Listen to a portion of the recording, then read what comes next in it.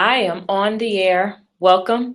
I'm Shalonda Gibson. I'm your conversation starter for this evening. Welcome to my Speak Success Lab. I'm so glad that you decided to join us. Here in the Speak Success Lab, we share stories of vocal athletes, people who have had real success, real failure, real successes and exciting things happening in life. You might have some ups, you might have some downs, but either way, our guests on the Speak Success Lab have maintained a consistent pursuit of their purpose.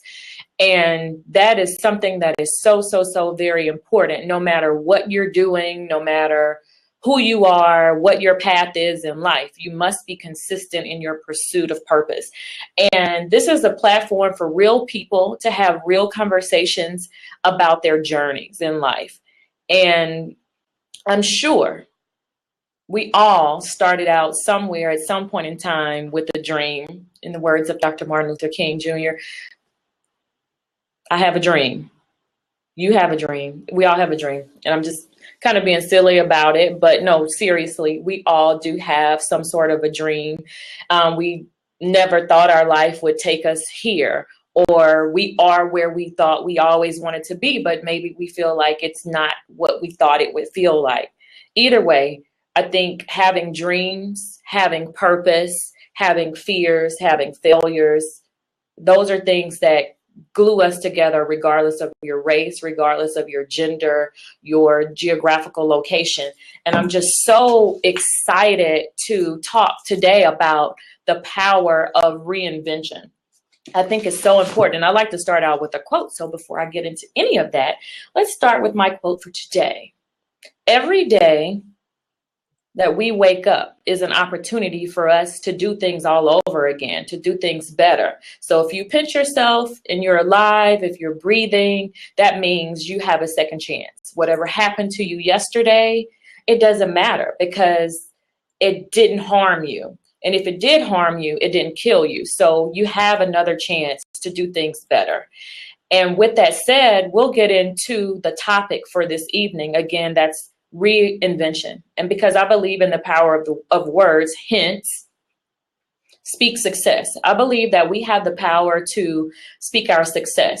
As a man thinketh is he. So whatever is going on in our mind, in our soul, it's going to be reflected in the things that we say. It's reflected in the things we do and the choices we make. So you can choose to speak success no matter your background, your situation, how you started out, whatever the circumstance, you have the power to speak success. So I believe in the power of words. And the word for today is reinvention. And I'll go by definition. I don't want to misquote Mr. Webster at all. But to reinvent means to change something so much it appears to be entirely new. And then I thought about it really. So to change something so much that it appears to be entirely new. Is that something that we want to say? Because we're born, I believe, with a purpose, and we already have a predetermined destination. And I think some things in life can stop us and block us. But at the end of the day, we are created the way we're created for a certain reason. We like what we like for certain reasons. We do, and we gravitate toward things for specific reasons. So do we want to really be somebody that we're not, or do we just want to realign with who we already are? And so let's talk about the word realign. Change, it means to change or restore to a different or former position or state. And that kind of sounds good. So if we could blend those two somehow, I think we could come up with it. So to reinvent yourself is simply to realign yourself, to get in touch with who you are, and to figure out in all of this hustle and bustle and all of this noise of the world and people telling us who we are and who we should be, to go back to square one, to press reset on your mind, your body, your spirit, and to get back to oneness and to get back to wholeness. And the guest that we have tonight, I feel like she just reinvented herself. She embodies courage.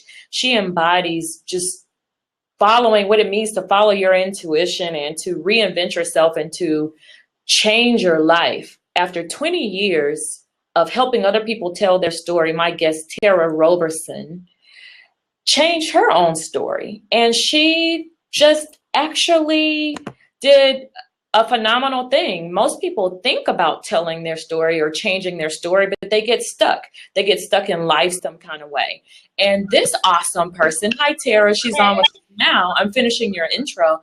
So Tara has a journey and she's done some wonderful, wonderful things. And I'll let her tell you her story because she can tell it a whole lot better than I can. But what stands out to me about you, Tara, is how you started out. And I noticed that you moved to LA in 2007. And then 7 years later, which if you're into numerology, 7 is the number of completion, right? So 7 years later, you just said, you know, this is not really working for me. And you just did something totally different. And so go ahead, tell us a little bit about yourself. I want to hear, before we do anything else, they need to know your journey. Absolutely. Hold on one quick second. I have double service. I was going to make sure that I was on tonight and my computer was acting up, so I apologize. I have to log out on the phone. Okay. I think I did it. Hold on. I'm sorry, guys. Okay, so while she's logging There we off. go. Can you hear me? Good. Yes. Perfect. Okay. Hi, everyone. So you were asking me about my journey and about my story. Yes. I am a little girl from Northeast Houston, off of Homestead Road to be particular. And I always love telling people stories. I always love telling stories. And to be quite frank with you, when I graduated high school, I knew that's what I wanted to do, but I was afraid. So guess what I did? I got a degree in mortuary science. Completely opposite of what was in my heart, but there was a fear there. You know, what if I couldn't do it? What if I couldn't break into the business? So I spent about 1.5 years doing that program, and I realized a few things. One, you either had to have a father who was a funeral director, you had to be married to one, or you had to be willing to sleep with one. So very quickly at 19 years old, I reinvented myself. So I guess I've been reinventing myself, you know, before I even knew what I really was doing. Exactly. At that time, I went to the University of Houston, and I said, you know what, I'm going to give this journalism thing a try. And that's where it all sparked. I went in writing for the college paper, and I'm thinking, I'm going to be a writer. This is what I want to do. I'm going to, you know, get my Pulitzer Prize and all those things. And my last semester of college, I decided, you know what, let me try this TV thing just to make sure it's not what I want to do. Well, lo and behold, here we are some 20 years later, and it was the thing that I wanted to do, was the thing I was most passionate about. It was the thing that allowed me to express myself and to be open and engage with people. I am one of those folks who I've had people get upset with me and say, do you ever meet a stranger? And I'm like, no, not really. You know, like, I like people. And you know, I think like with anyone, I don't live there all the time. I have my moments when I'm like, just give me quiet. But as a whole, I like people. Mm-hmm. And so my first job in television was on the Deborah Duncan show, when she used to have her show at Channel 13. I did that for about 1.5 years or 2. And then I entered into a very interesting world of syndicated television, which is I started working for a court show. And that led me to my first run in Los Angeles. So I worked here for about 4 years and worked really hard, got to know a lot of amazing people who were in Los Angeles. Mm-hmm. So when it was time for a pilot to be done, the executive producer tapped myself and my producing partner to come with her to LA and actually do shows. So that was in 2004. They sent that show back, and I was on that show from 2004 until 2007. And at that time, I'm like, you know, I've done it all. You know, my AP, they would come into my office and pitch stories to me. So what happens, they get on the phone and they book guests. And so then they have to come and tell the producer, so here's who I booked. I booked a lady and she's suing her ex-boyfriend because she says, and I'm like, let me guess, he didn't pay back the loan that she gave him. And it was based on the fact that he's got a new girlfriend who says you don't owe her anything. And they're like, how'd you know? I'm like, I've done it. I've done all these stories. So After having done so many stories, I was like, I need a challenge. And that's when I decided to use the contacts that I'd made at that very first job at Deborah Duncan. And my friend at the time got me a job on the Dr. Phil show. So that was my first tour of duty, because I did go back twice. That was my first tour of duty. And I went out there and I did that job for about 1.5 years. And I was like, okay, this is different. Very, very different. And at that point, I actually was courted back to Houston for 1 year to work on Judge Alex as a supervising producer. Then not even 1 year later, I was back in Los Angeles because they moved the show to LA. So my journey has been a lot of moving around, but at the time it definitely felt like these were the right moves. And I don't look back at any of them, even though some of them proved to be some of the most difficult times of my life, you know, like absolutely difficult times. I don't look back at them now and say like, oh my God, why did I do that? You know, it's truly, those were the building blocks to get me to where I am right now. And so, you know, there's a song, if I had to do it all again, like if I had to do it all again, I would, you know, all the pain, all the crazy, all the fun times, because I've met some amazing people. I'm a great party guest because I have great stories to tell. So, you know, I mean, that pretty much set me up, got me out there. And then in, gosh, what year? We're in 2016 now. So in about 2013, I started thinking, there's got to be more. It's got to be better. I have a daughter who's now 12. And at that time, she was about 8 or 9. And she was spending her weekends with the babysitter. The babysitter was picking her up from school, or she was hanging out with her friends on the weekend because I was working so much. You know, my commitment to my job was not bigger than my commitment to my daughter, but I was a single mom. I'm out there. Her father lives in a different state, so she lives with him in the summer. But as far as those 9 months out of the year, it's me. So I just started thinking, what kind of life do I want? What do I want it to look like? And that's when I started getting real with myself. You know, we kind of talked about this the other day, and I think we so easily say, it's all good, I got this. No, you don't. No, you don't. And do you think it was easy to fall into that place because you had, and I'll say this in quotes, the dream job, the dream career? Some people would die or kill to get that position. Absolutely. And bigger than that, Shirley, is you have those people who try to tell you it's okay. That's a good job. Like, what are you talking about? People, like I said, people would die for this job. People want this job. They would love to be in your position.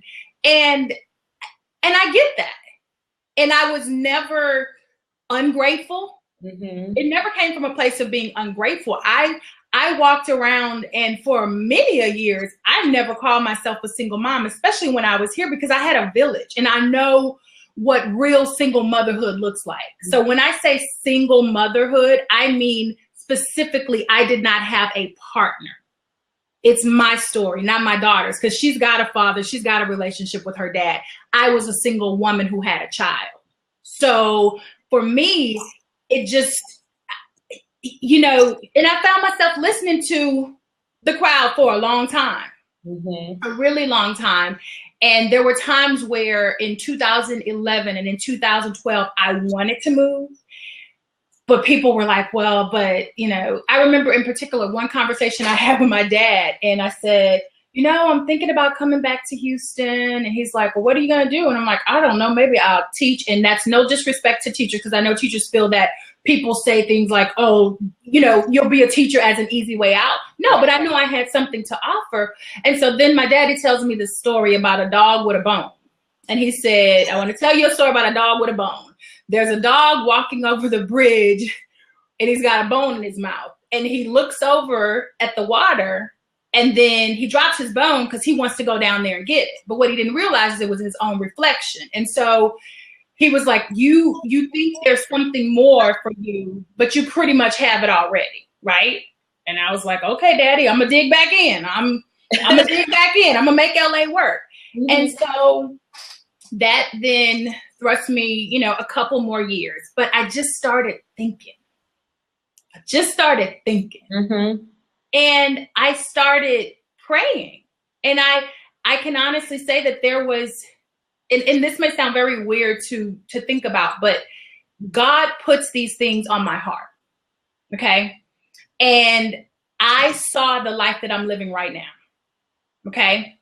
But what was in between that was a whole lot of giving up.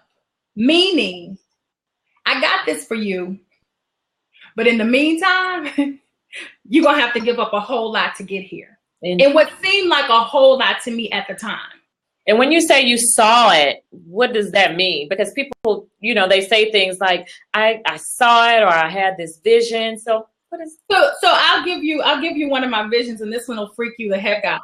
Okay, so before I left Los Angeles, as I'm seeing these visions, I see a house, and I see a man in the house, and I particularly see there's a living room space, and there's a kitchen, and there's a man in black. And so I start saying, okay, God, you let me know. I'm going to give me a house when I get to Texas. Hey, mama going to have a house, right? That's what I see. Right. So fast forward to me meeting Reginald, my fiance. And on the day that we were about to go to our first date, I'm driving and I said, oh my God, that's the man in the kitchen. One of the companies he owns is a catering company. Okay. So we're at dinner that first night, and I said, look, I'm not trying to freak you out, but I saw a man in the kitchen. You're the man in the kitchen. And I think you might be that man in the kitchen. Right. So he sits back in his seat, and I'm like, oh, damn, I done lost him. He's like, she's crazy. I'm done. I'm leaving. And so he then leans in, and I'm like, what are you thinking? And he says, you just described my house. Like, you just described what my house looks like. He said, but my kitchen is on the opposite side, but it's the, I'm like, and now I'm scared, right? Because I'm like, oh, damn, he's the man in the kitchen. He's the man in the kitchen. But when I look back to that vision, and I can see it as clearly as day, I know I was laying in my bed in Los Angeles, and I'm like, what would it look like, God? Like, what does this life look like? You know, and truly, this is one of those pieces. I specifically wanted a job that I kept saying, I want a job that's transferable. I want all of my skills that I've ever learned to transfer into a job. And I'll be damned if my job that I have right now does not transfer into everything. But as we've spoken about, I think a lot of people see this part, they see my bow tied up around my box. Yes. My God. But what they don't know is they don't know what's on the inside. And they don't know what pieces and parts had to come together in order for that box to even close and then be taped and then get wrapped and then get the bow on top. Mm-hmm. And so that's what I want to talk about, because the whole term of reinventing myself, as I told you, I wasn't even thinking about reinventing. I was just thinking, I gotta live. Like, I have to stay alive, and I have to take care of myself, and I have a child to take care of. And so that in mind is what catapulted me to making the decisions that basically got me to where I am right now. So, and I don't know, do you want to, I can keep going, or do you want to ask questions, or how do you want me? Because you're so awesome at this. But like you said, you've said so many nuggets already, but you talked about what's inside the box, and many people don't know. And then you talked about two things. You talked about the box, people not knowing, and then on our phone conversation, and I thought it was so powerful because I feel like so many people are in this place. And as a matter of fact, when we got off the phone, I had a friend who called me, and she was in that same position. And because we had the conversation, mm-hmm. I was able to tell her, girl, look, you're not alone. These are some things that you can do. It's really real. So talk about that feeling. Talk about that feeling of like, oh my gosh, I'm going to die the spiritual death if I don't get out of here. Is that in the box? Or that's in the box. Oh my God, that's in the box, because what's there, what you see on the outside is me dressed up every day with my heels on, and I go to my job and I'm professional and I do what I need to do. But on the inside, I'm like, I am not fulfilled. I am miserable. I feel like I'm a horrible mother. I'm away from my family. I had all these things that I was carrying around because I have to give 110% here. Because remember, there's no safety net for the single girl. There's none. You know what I mean? Like, note to self, that's the title for my book right there. Right. There we go, right there. But there's no safety net. So I have to work. I have to get out there. I have to make it happen. But on the inside, I was like, I'm not fulfilled. This ain't what I want to be doing. I can't see myself doing this at 50. I can't see myself. This is not the move. This is not what I want to do. And I just remember sitting at my desk one day and I was texting with a girlfriend. And here's the thing that people don't tell you about working in LA and living in LA. Most people have the same desire and journey. It's the same. Like when you talk about it, and even the ones that you do see on television, they talk about canceled shows and, you know, political this and that and not being paid fair wages. Those are real issues, you know. So if you can think about a Jennifer Lawrence not getting paid her just due, like just imagine the little man there who's just trying to work a job. So there are so many issues that come with living that life and working in that industry out there. But I was at my desk and I'm just, you know, we're texting back and forth because it becomes a support system. You know, you either praying via text or you calling, you making it, girl, you all right? Because everybody lives the same life. Yeah. It just is what it is, you know? And so we're texting and I told her, I'm like, I feel that if I'm in the same place next year, I will die. Like my soul, you know what I mean? So I felt that something was eroding, like my soul is like going away. I gotta get out of this. I have to find a way out. And so I started thinking. And so here's what I have on my plate. I've got my daughter who loves her friends and loves her schools.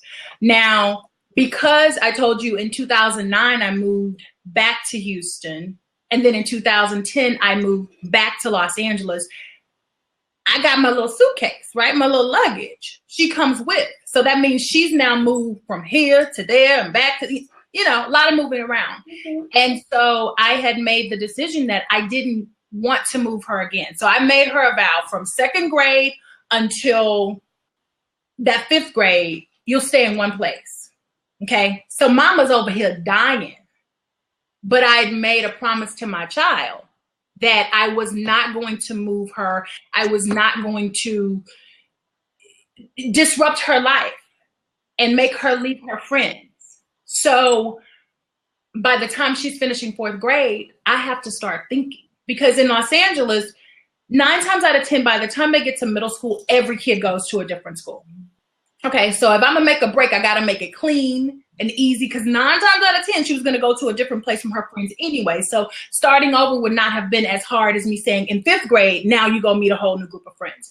So I have a timeline, which means I have to get working, right? And so I'm there. So this would have brought us to the fall of 2013, because this would have been her 5th grade year. And I'm praying and I'm thinking, I'm like, God, you got to show me a way. You have to do what you got to do. And so then I'm working, and work is just, it's stressful. It's stressful.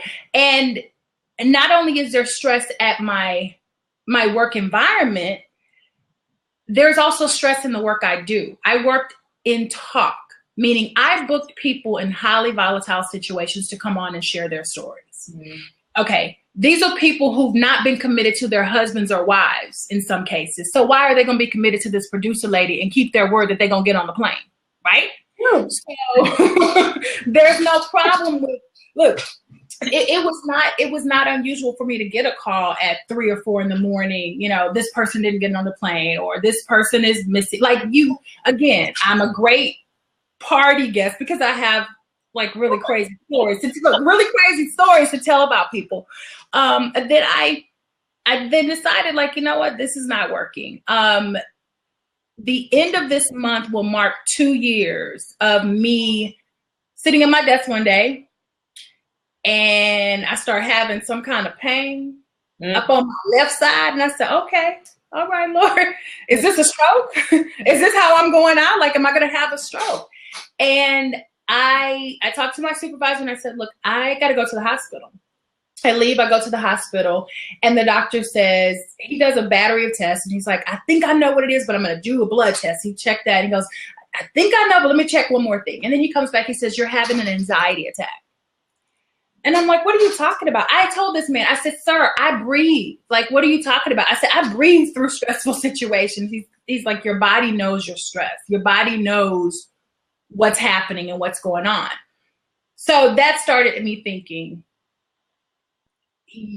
you pretty much you're playing with fire now, because now it's not just like the stress of the job, but it's like you having medical issues now, And I talked to one of my girlfriends who also works on talk shows, and she was as real as she could be. And she said, well, who's going to take care of Missy when you in a corner with drool coming down your mouth because you done had a stroke? No, statement, yes. I said, well, damn, because again, being real, because we BS ourselves, and I'm talking myself through, but I can do it. I mean, you only have a few more months, and then we go on hiatus, and you get recharged, and you come back, and I can. And when she said that, I'm like, that's real, and that started the wheels turning a bit more. And in March of 2014, I called my mom. Because, again, this is my barometer. Remember, I called my dad a couple of years before, and he told me about the dog and the bone, and I got to stay where I am, right? Okay, girl, don't you quit that good job. Exactly. So then we moved 2 years ahead. And what they've had to see, though, is this is making you crazy. Like, you are crazy. You are away from your family. You are there with that baby. And what if something happens? So now they've seen that over these 2 years, right? So when I talked to her, I said, what if I told you that I found my dream job, I met the man of my dreams, and I'm getting married, and it's all in Houston? And she's like, oh my God, that's amazing. I'm happy. Ooh. And I said, okay, stop. I said, first of all, you excited because I said something about getting married. Right. I said, I'm not getting married. I don't have a man. I ain't got a job. I said, but I want to come home. And she was like, come on. And that gave me the freedom to then do what I needed to do. Okay. So again, remember those three things. I got my dream job, my dream man, and I'm getting married. None of those things were, but as we're talking about speaking success. Yes. Okay. Again, back to those little visions and what I'm meditating on in my heart. If I were to just be honest, those were the things that I was praying for. Those were the things that I wanted in my life. And they didn't exist, but those were what I wanted. So it didn't mean that I could not talk about them. It didn't mean that I couldn't finally start putting it out there in the air, because this right here that I'm living, this ain't working, right? And so I started putting the plan in motion. I made a visit to Houston for Easter of 2014 because I've visited town before, and it hasn't felt right. It hasn't felt like it was the right time. But I came and it was like, oh my God, this feels good. Now, once I had that conversation with my mom in March, just to kind of backtrack, I looked online to see what jobs were in TV, because I figure I'll get a TV job, right? And then I saw one job description at a TV station here, and I saw it and I freaked out. I'm like, no, I don't want to work in TV. I'm going to go work at Starbucks. Like, again, no disrespect to Starbucks, but I wanted to unplug. Here's what I wanted to do. When I left my counter at Starbucks, you couldn't call me in my car or call me at my house about your coffee and the way it was made. You know what I mean? I wanted to disconnect. And unfortunately, the jobs that I'd worked had always kept me very engaged. So I needed a job that was going to say, girl, when you go, you go. You know, at the mall, when you check out from your register, you're done. No customers calling you up. Do you have? So I looked at the job, but again, I started hyperventilating. I don't even want to work in TV. So then we get to April of 2014. And at that time, I come to Houston. It looks great. And one day I'm passing on the freeway and I pass this TV station, the same one that had that job posted. And I was like, okay, Here's what I'll do. If when I get back to Los Angeles, that job is still posted, I will at least send my resume. Okay? That was the test. That was the test, exactly. If it's still there, because again, I knew enough not, I can't force it. You know, I've been through enough. I'm not forcing it. If it's there, it's there. I'll send it. We'll see. And so this was on a Monday. I traveled back to Houston. On a Tuesday, I send my resume to the Houston station. Now, that same day, I get an email from my supervisor where I was currently working, okay? And she says, I want to talk to you about next season. We were getting ready to go on hiatus. She wants to talk about next season. I was like, this ain't how I was planning this thing out. I was just going to leave. And, you know, we talk about it when we get. And so she said, I can talk to you tomorrow. So I'm like, Jesus Christ, like, come on now. Like, I'm not coming. I knew I wasn't coming back. Like, I'm not coming back. But don't you think that's interesting how when you make a decision, okay, I'm doing this and it feels right, everything is right, the plan is in motion, and then there's always that tug that wants to pull you back to the other side. Absolutely. And I think here's what I know now, being on the other side of it. I won't even call it a test, but it was how bad do you really want it? Because what happened to me was amazing things. I had 2 offers before I left Los Angeles. One of them would have paid me more money than I would have ever made in my career. Like, literally, it's there. And then, so this Wednesday comes, and it's time for me to have my meeting, and I sit at my desk and I said, okay, Lord, you know what I have in the bank. You know what I'm planning to do. You're going to have to take care of me. Like, my arms were literally stretched out, because I talked to God like that. We cool like that. I talked to him like, I said, you're going to have to take care of me. You know, I'm about to go in here and quit this job. You know, I'm about to walk away from everything that appears to be perfect and amazing. And, oh my God, you have your Writers Guild. Like, oh God, that's your pension. And I'm walking away. I'm tapping out. Like, I'm good. Sliding those chips back to the other side of the table. And literally, I don't have a job lined up, Shuli. Remember, I don't have a job. I sent one resume. One resume. But I boldly go and quit a job. Right? So I quit the job, and that's a Wednesday. I leave and I go to a dental appointment. Thursday, I'm in the CVS getting a prescription because I had to have a root canal. It's a running theme for me in this life of mine. And I get an email, and the subject line, it says Tara Roberson resume. And I'm like, this is really strange. What's that? And I go, oh, that's the resume I had sent on you. Stay with me, girl. So listen, I get the email, and it says, hey, I'm calling, I called you yesterday, but I'm just making sure you got my message. Please, I want to talk to you. So I write back and say, listen, I just had a root canal. I'm on medication. And because I'm so open and honest, I go, if you talk to me right now, you would not offer me any kind of job. I said, so I would love to talk to you tomorrow.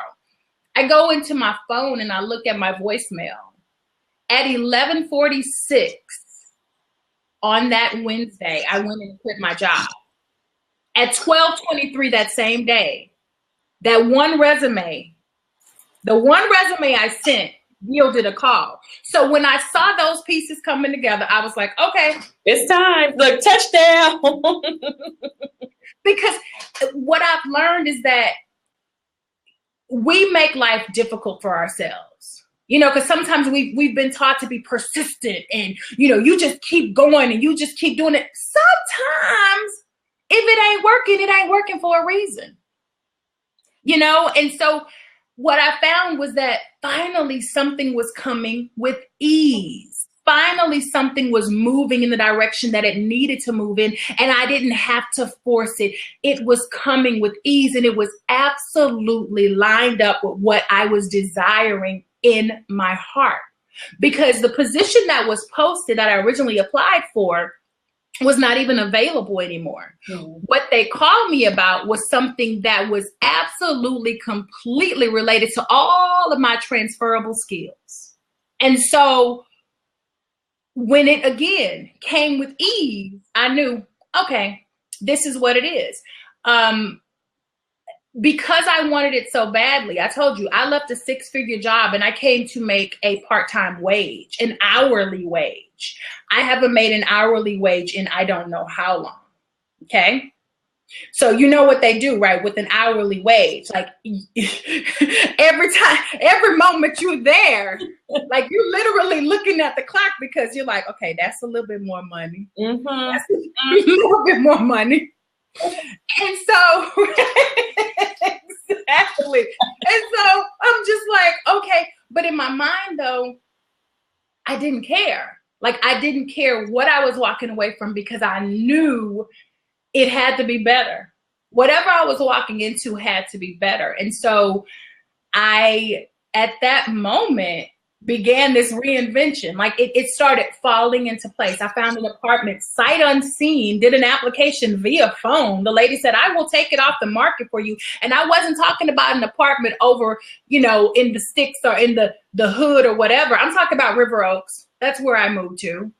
So again, when things started coming with ease, it made me know and it convinced me that this is where you need to be. So that's how the reinvention started. And, there are many more parts to the journey, but that's how I got. It's powerful, though. It's so powerful because the things you're saying, you're talking about following your intuition and just stepping out on faith and being courageous. And I mean, people have so many hopes, dreams, and desires. And like you said, visions, they can see it. Yeah. But like you said, so you have the vision over here, and then you have, like you said, the journey to the vision. And I think it scares just for lack of a better term, it scares the hell out of people. Absolutely. And because of that fear, they just stay right there in that safe and comfortable place. And like you said, and continue to die. So what do you have to say about that fear? Because I'm sure you had to be afraid. Absolutely. There's fear, but there's also a point where you have to do it afraid. That's not a phrase I coined, but it's one that I believe in. Sometimes you have to do it afraid. You have to absolutely make the moves. I don't believe in doing anything without a plan. Okay. And so none of me coming back to Houston was just willy-nilly like, oh, I'll go and see what happens. No. I had plan A and I had plan B. Plan A was I had enough money to support myself and my daughter for a certain amount of months until we were able to figure it out if I didn't get a job immediately. Plan B was if I needed to, I could have lived with my parents until, again, which would have given me a much easier situation. And they wanted that. But because I'd spent so many years away growing myself up, I left Houston for Los Angeles when I was 33. That's when I finally grew up. I grew up then. And it was based on me not having that village and that safety net in place. So, if someone has never had an opportunity to get away from family and kind of make it on your own, I absolutely advise give it a try, because you never really know your strength until you have to actually like flex those muscles. So that's the first thing like that. But do it afraid. There are going to be moments when you absolutely are terrified about what's going to happen. But here's what I will say. If you've gotten to the point where this isn't working, what you tell yourself is anything has to be better than this. And that's what I was convinced of. Yes. Wherever I was going, whatever I was moving towards had to be better than the life that I was living that was making me work 18 days straight sometimes, was making my daughter either have to come to work with me on weekends or spend weekends with family friends and, her schoolmates or a nanny, and me paying someone a salary, like for real, so it had to be better. And when we stop thinking about all of the things that society tells us, because see, society is going to tell you need that job title. Society is going to tell you, but who are you without that? Like, but that's what people know you for. Like, Where you going? You going working local? Absolutely. Like, who does that? Because like it's the opposite, because people from local markets, absolutely, they aspire for it. The epitome is to get to LA, to get to New York. Absolutely. And I encourage anyone to go after your dream. But at the same time, for me, here's the thing, Shirley, I didn't get run out of LA. I left on my own accord. I left feeling damned accomplished. I was a supervising producer on a national show. I have 2 Emmy nominations. I've worked on the #1 talk show in the country. I've done amazing things for a little Black girl from the northeast side of Houston. So I didn't leave there feeling like, but if only I could have gotten on a show. You know what I mean? So when you look at it, then I was like, well, what am I sitting here for? Like, why am I staying around? Like, what else is there to be fulfilled? Right. And I felt, for me, that I was good. Like, I needed to go on a different level. And sometimes you have to go away from being the small fish in the big pond to being the big fish in the little pond, right? And so my skill set absolutely made me stand out from others here locally or whatever, just because not a lot of people have worked on talk shows and had that experience and developed shows with companies. And so I knew my worth. I knew what I was coming to. But again, like I said, if it meant I had to go to the Starbucks, I just knew I had to make a change. So you will absolutely do things in fear, but it doesn't mean that you cannot make those movements, because otherwise what you do is you sit there and you're miserable because that's what you're used to and that's what you know. Well, at least I know that. Well, at least what's the phrase? At least you know the devil you sleeping with. Exactly. I say don't sleep with the devil at all. Like, go move to a whole different bed. And, you know, like, hey, don't play. Well, exactly. Why are you even entertaining him? Yeah. So for me, I say you will absolutely do things in fear, but you just do it afraid. I sing at church. People don't believe this, but I'm incredibly shy. Incredibly shy. So yeah, I know. I am by nature. Again, if allowed, I could sit in the corner and be cool with it, or I could go out there and I could be talking to all these people like I am right now. But again, doing it afraid. You cannot be afraid. Make a plan, put it in place. It's like you want that steak on your plate, but you can't put a whole steak in your mouth. You have to cut it up and you have to digest it piece by piece by piece. And I say the same thing for anyone out there who's trying to make a transformation, who's trying to change their life, who's trying to say, this ain't working and I know it can get better. Period. You got real with yourself. You really just leaned into the vision. You leaned into the change, and I'm sure there had to be challenges. And I think, again, you have your fears, and then maybe some things you tried, they failed or whatever. But I just think people feel like it has to be perfect for you. So because, again, remember, you don't know what's in my box. You just see my box and you see my pretty bow on the outside. So I moved to Houston and I began working this job. And I'm like, this is a great job. It gets all of my skill sets and everything, blah, blah, blah. And I start working and I'm like, oh, something is a little bit different. Yeah. And so there was a scenario where, personality-wise, it wasn't a good match. It was absolutely not a good match. Now, that's difficult for me to say as a professional because I never let personal get into the way of me doing business. But personality-wise, it just wasn't the perfect mesh, and it wasn't for my part. But here's the beauty in that. Because, again, I believe in having a plan. So when I see something is like crazy, I don't do that. Because I've spent so much of my life where I had to deal with crazy and I had to deal with bullshit. But for that, what I would always say is, I get paid a lot of money to deal with bullshit. I I can't make this and deal with it. It's the truth. You know what I mean? Like, it's so everybody's level of tolerance for BS comes at whatever it's worth to you. And so for me, I'm like, yeah, this don't feel right. This ain't looking right. So mama gonna start moving around. And what was told to me was, even if that doesn't work out, I have a job for you here. Okay. So I was like, okay, God, this is good. Like you're telling me that it doesn't matter about that, because remember, I thought I was coming for this one thing.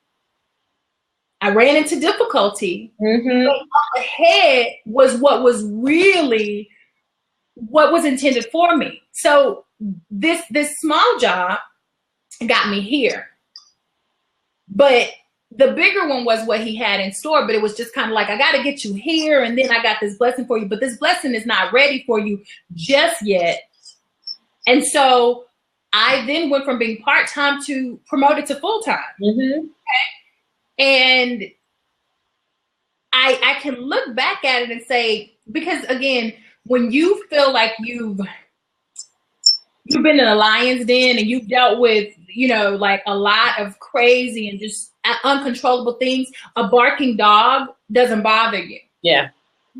And so for me, because I'd had so many challenges on larger scale, anything smaller that I was like, oh, I know how to deal with this. You know what I mean? And that was the beauty of it all. That was the beauty of all of those years. Remember, there was no regret, because with everything I've been through, there was a lesson. And so I came, there was challenge, move forward. And now today, that personality conflict is someone who I absolutely adore, and who adores me back, and who, because I don't take it to heart. It's not personal. Some people just they shouldn't work together. You know what I mean? And so the lesson, like I said, was not that wasn't what I came for. That got me here. Yes. That was not what I came for. But I get here, and I also then start praying, God, give me divine connections. Divine connections. Now, at the time, I didn't know what that meant, but I knew whatever I had in my life, I needed it sent by him. Okay, so divine meaning from him, connection meaning being connected to people. I want divine connection. Yes, all day. That's all I want. Divine connections. And beautiful things have happened. I've met amazing, even meeting you. You get what I mean? Like, again, connection, yeah. We talking about what's in my heart and what's meditating. I can tell you a couple of years ago, being in LA, saying, but I saw the platform as he was going to have me talking to church groups, but I still cussed a little. I'm sorry. Just stretch your hands. Exactly. No. But, and honestly, if everybody wants me to talk to their church group, I absolutely can. I know how to keep it together. But I saw me sharing my story. But because at the time that was the only platform I knew. You have the women's programs, and you go there and you talk and I saw that, and I was open to it. And so that's why I'm here right now, because I understand that there's someone right now who's stuck and who's trying to figure it out, and who's just like, it ain't working. It's not working. And I've been there. I've been on all sides of it. I've been at the point where I felt like I was going to lose my mind over just silliness and stress and crazy. I've been at the point where I felt like I was a horrible mom because I wasn't spending the time with my daughter that I wanted to, or that I thought she deserved. But thank God for grace, and thank God for that little girl's heart, because she hasn't missed a beat. You know what I mean? Like, she brings up crazy stuff where I'm like, really? Really, it wasn't this one that I thought this was what was gonna mess you up, but she's like, remember that party I had? It was the worst of my life. And I'm like, if that was the worst, then we good. We are good, girl. So yeah, building blocks. That's what I've heard. So many building blocks. Like you said, even the challenges took you to the place where you needed to be. And as we get ready to wind down and take a couple of questions from people. Absolutely. I know we've just been talking. Are people there? Hello, y'all want to talk? Hey. Yeah, we have some people on, and this is the chance for you all to ask questions if you have any questions. I just think your story, again, is so, so, so wonderful, because it's filled with so many lessons. Not even enough time. Like, we have an hour on this blab, but just we don't have enough time. You have so many lessons and you've learned so many things. But I guess if you were to challenge the people who are listening right now, either giving them, I'm one of those, okay, so you have a problem? That's fine, that's cute. What are you going to do about it? What are you going to do about it? So how would you challenge them or give questions or something for people to actually start exploring to get to the place of reinventing themselves and living their life? Absolutely. And I think it boils down to the simplicity of asking, what is it I really want? And I know that sounds like so simple, but it's monumental when you think about it, because the answer, it's not the question, but it's the answer to that question that causes pause. That's what causes pause. But I promise you, if you just do a little bit of the work, if you just dig in a little bit, you can absolutely not be afraid of the answer of that. And not only getting the answer, but also being able to actually make it happen. You know, and I truly believe that, because I told you, we BS ourselves. We say, I'm good. No, it's fine. I like this life. But you don't. You know, whether that's you're staying in the relationship just because it's convenient and it's comfortable, and if everybody's like, well, girl, that's a good man, but if he don't feel good to you, exactly. You know, and so I think the biggest thing is asking, what do I want? And this doesn't mean that, I think that my story is so, and who knew it was a story at the time? You know what I mean? Like literally, it was my life. Yeah, you were living it. You know, I'm sitting there feeling like an episode of Good Times, scratching and surviving. Like I'm just trying to make it. Yes. But if there are any parts of it that can be of help to someone, the biggest thing I'll tell you, your story transforming and being reinvented may absolutely not be you moving to another state and getting a different job and walking. It's not that, because I will tell you, there are difficulties. There were challenges. I took about a 60+% pay cut, like literally, maybe even more than that when I think back to the part-time salary. I told you I was making in a month what I used to make in a week. And that really bothered me. That messed my head up, because I had been able to make decisions and do stuff that I needed to. There was a freedom that came along with those finances. And so what happened is I had to get real uncomfortable, like real uncomfortable. But again, it worked itself out. And I finally let go of, I'm not defined by that. I'm not defined by what I used to make and what I used to have. I'm not defined by that at all. So back to the question, what do you really want? And then make a plan. I believe highly in vision boards. And not just because you're going to stick words on a board, but you, again, this is your meditation. This is what you truly want and desire. And then it's every day I am being reminded of that. And then every day I'm moving closer towards that with an intention. I'm not just sitting on my butt. You can't tell me I want love, but you just sit in the house all day. You gotta move around. You gotta move around. Like you have to. Again, your actions should not be contradictory to what you're talking about. I need to lose weight. That's good. See, I'm drinking green smoothies. I'm doing everything I can to move towards. Hey, you're up for that. You're right. Yes.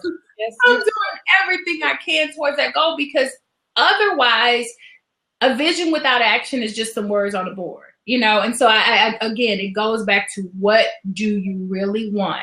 And then not being afraid to answer the question, and then not being afraid of the steps that have to take place in order for that question to actually come to fruition. The answer, rather, to come to fruition. Don't be afraid. Like, ask, what do I really want? And start making those steps to make it happen. Because I'm living proof that it can happen. I'm not telling you that it's going to be easy. I'm not telling you that you're not going to have those days where you cry. I'm not telling you you're going to have those days where it's just, you know, it's hard. But at the same time, I know for a fact that this life right here, the one I'm living now, is 1,000 times better than the one I was living when I made the big salary, when I worked on the big show, when I lived in a great town, and when I had the apartment that I love so much. It's better. Yes. It's just better. And being able to strip down all that stuff, because it was stuff. It was stuff and things. At the end of the day. At the end of the day. Like at the end of the day, it wasn't anything that, it wasn't the tangible. Like I have in the past, I think it's about 18 months now, 18, 19 months, I've had more experiences with my family and being able to be with my parents. And, you know, those things were more important to me than me there. Like, what do you do if you work a job every day and you don't even have time to enjoy what you do make because you're at that job every day? My daughter has both sets of her grandparents who are alive. And so it's like, why am I out here paying people to take care of her when she's got relationships that need to be nurtured, you know? So it ain't easy, but it can be done. And that's the perfect way to just close it. It ain't easy, but it can be done. And I love it. And I've enjoyed this blab with you. This was my first. Yay! It was everything that I knew it would be, which is why I wanted to have you on. And I don't see that anybody has any questions. You guys have any questions? What are your plans, guys? What are you guys planning on doing? Who's there? Who's got the new resolutions and the things that okay, let's see. People are talking. Let's see, to ask a question. It was awesome. I put that in there. So if you want to ask a question, feel free. This is the time to ask the question of Tara. She has wonderful nuggets. Oh, wow. You used an hour, Shuli. What the heck, girl? Look, I knew it could happen. So, I already knew. And when you have a story, it looks like we had some retention, so hopefully people did enjoy it. I mean, tell us what you think. Give us some feedback at this time. We want to hear your feedback. Tell us, do you have any questions? And then also tell us if you enjoyed it. So I will be back again, actually next week. So I'll do a blab on Monday motivation. Okay, hold on. Someone is asking, yes, how do you make, hey, Brandy. Hi, Brandy. Yes, how do you make plans or get anywhere if you don't have a support system? Oh, wow. Here's what I will say for you, Brandy. You have a support system, you just haven't found the right one. Because what happens sometimes is we're so used to dealing with what we know right now, right here. But you got to expand it. You absolutely have to expand it and know that there are people out there who are wanting to support you, who are wanting to help you, who are wanting to push you forward in whatever those goals and dreams are. And at the end of the day, though, and this is the hard part, because Shuli and I talked about this earlier, honey, sometimes you got to go alone. And that means if no one else gets your vision, if no one else sees your plan, if no one else understands why it'll work, you still have to do it. You still have to do it. You set little goals, you achieve them, you make them a little bit bigger, you achieve them, you make them a little bit bigger, you achieve them. But don't limit yourself by the folks who surround you, who may or may not support your goals or your dreams or your aspirations. Like, you have to literally dig in and know if you don't get it, no one else will. Like, nobody is going to hand anything to you. Because I mean, I've had a life where, especially like younger years, like 20s and stuff like that, you're so lucky, like everything just happened for you. And I'm like, you don't know the work. Like, you know, you don't know what I put in. And I would say the same to anyone, like, you don't know what's in this box. So again, it may look like Tara's got all her shit together and she's got, you know, this and that. I'm just like you.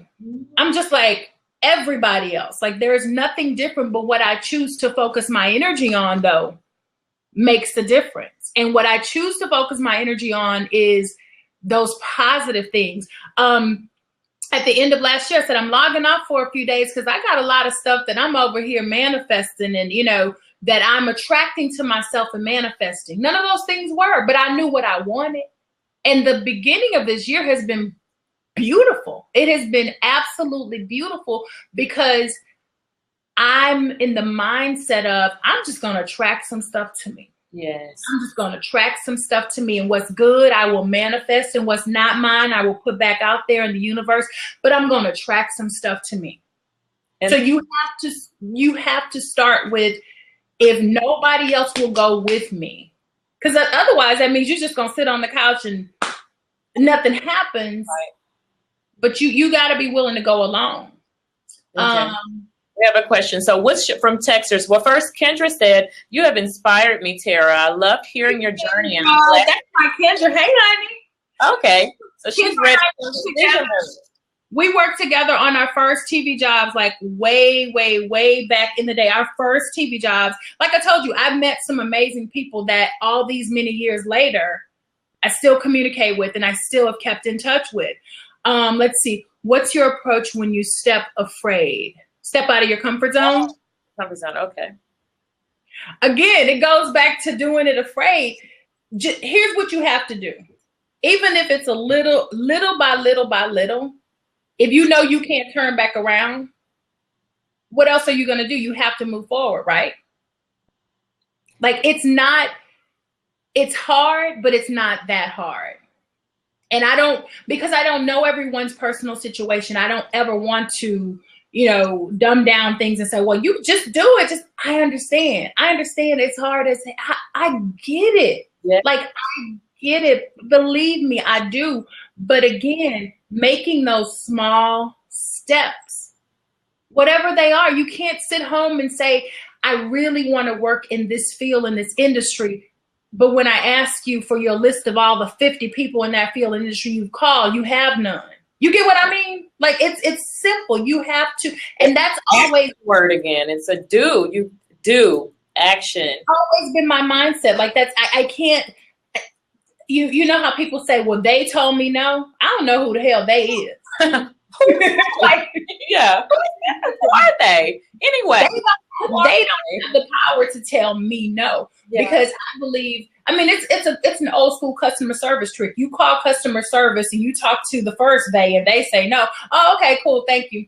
Hang up, wait 5 minutes. You call back, you get another person on the phone. Now, in between that call from person 1 to person 2, what you've done is pray, God, please send me a lamb instead of a lion. I believe in that prayer. I call it the Wizard of Oz. Like, you're like, I just want to see the wizard. Like, exactly. But I think that we give up our power to other people. It's okay to acknowledge every step of the way. I am absolutely afraid, but I'm going to keep moving. Even in networking situations, which I know can be incredibly uncomfortable for people, very, very, very uncomfortable for people. Just literally, okay, you may see 50 people in the room. Doesn't mean you got to go meet all 50, but if you make the goal of 2 people tonight, I will at least engage with and talk to. So you 2 people greater than what you were when you walked in that door with all that fear on you. Because you might start walking around the room and say, you know what, I want to talk to 4 more people. But it's the steps, and you can't, I don't have a lot of, I believe in helping people with any kind of a plan, but you have to, in my opinion, you have to be able to execute. You have to start somewhere. You can have the most beautiful plan in the world, but if you never, like you said, pull the trigger on it, you're sitting there with this beautiful plan. And I'm a quote person, and I don't know who said this, but the words are, the journey of 1,000 miles begins with a single step.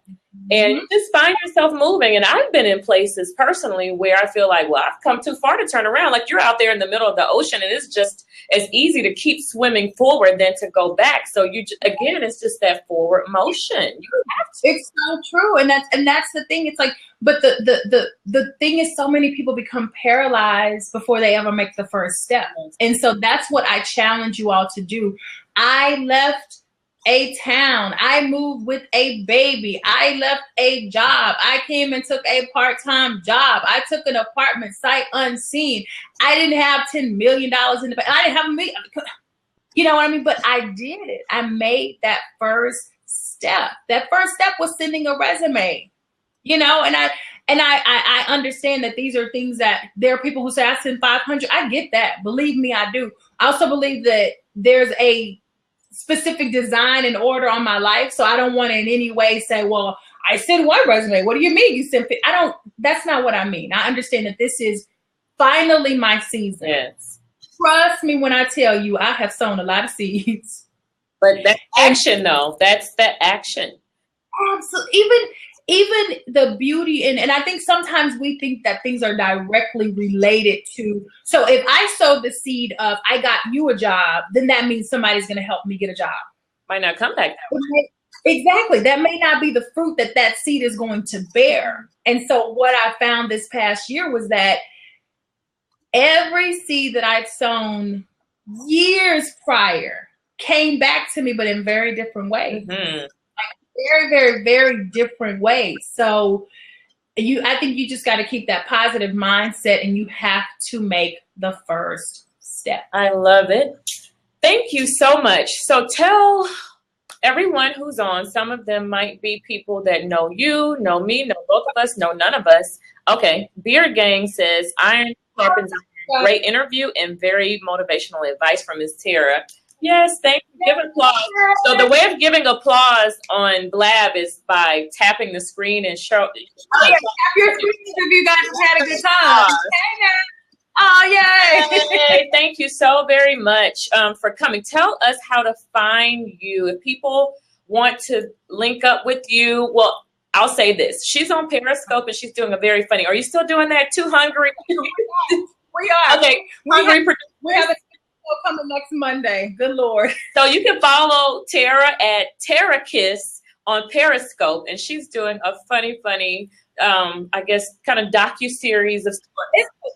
It's a vlog, I guess it is. It's called Too Hungry a vlog. It's Too Hungry Producers, and my coworker and I are hungry, and we're getting married, and we're like, well, not together, but we're getting married. Each of us. Oh God, I gotta fix that. Each of us are getting married, and one day I walked up to her and I go, I think we should do a show. And she's like, okay. And so we went and we did it, and it's basically our adventures of dieting. And we've gotten rave reviews. Our news director told us, look, our news director, she stopped me in the hallway and she's like, so yeah, your show. And I'm like, oh God, I'm in trouble. She's gonna get me. But I do it on my lunch break, right? She's like, I love it. It's really good. She's like, this. I'm like, yes, my sister, because everybody deals with dieting and eating. So you can definitely find us on Periscope at Too Hungry Pro, and that's TWO Hungry Pro.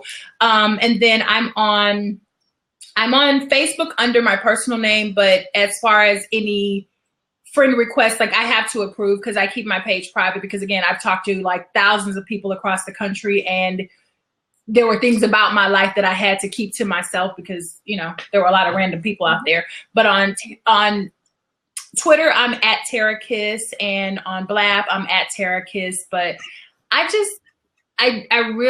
think that we underestimate ourselves and we underestimate our power by not making a move, you know, by not making any type of a stride forward. So it can be done. It ain't easy, but it can be done. So tune in. We'll have a guest.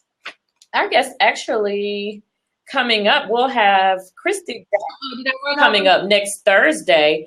And she is the founder of Women CEO Project. And it's all about, like you said, women kicking butt in business and branching out, taking a little and making it much. She's about strategy, and it's the same thing. Very encouraging, very powerful story, and I love it. We'll be bringing back more people with stories like yours, Tara, who have been consistent on their pursuit of purpose. And so join us on Mondays for motivation and Thursdays for our Speak Success interviews at 7 p.m. on Blab. And again, you can follow me at Shuli Gibb on Facebook, Twitter, Blab, Periscope, Instagram. It's at Shuli Gibb, SHULIEGIB. And at my website, www.speakingyoursuccess.com, where I offer speech tips to help you to put your best foot forward so that you have the tools to speak your success We help you to overcome fears, and we give you strategy on improving your speaking skills. So anyway, so thank you so much for tuning in with us. Thank you, Tara. Thank you. Thank you. I am so proud of you for making this step and moving forward with your plan. You know, this is amazing. So I feel absolutely honored to have been your first guest. I hope that the people got something out of it. Let's continue to engage. Thank you, guys. All right. Good night. Bye.